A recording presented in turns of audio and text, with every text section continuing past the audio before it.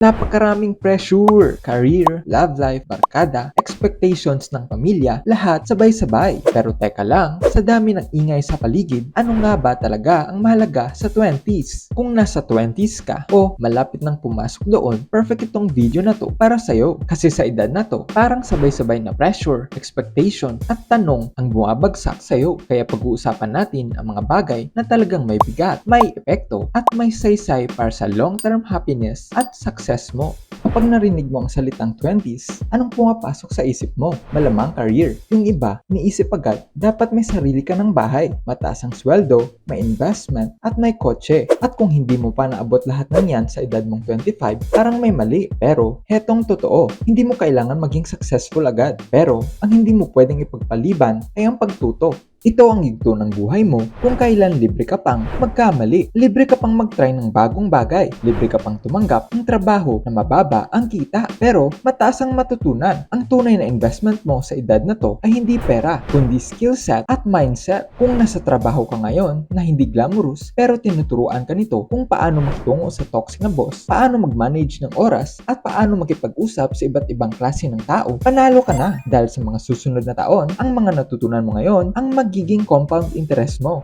Maraming nauubos ang oras sa kakahabol sa ideal lifestyle pero wala namang pang-handle ng responsibilidad. Kaya kapag dumating ang opportunity, hindi nila masustain. Pero kung pinaghandaan mo ngayon, kahit low-key lang, you'll be the one na steady, grounded, at ready for the big leap. So kung feeling mo behind ka, hindi totoo yan. Ang tanong lang, natuto ka ba? Ginamit mo ba ang bawat pagkakamali para tumibay? Dahil kung yes, you are on track.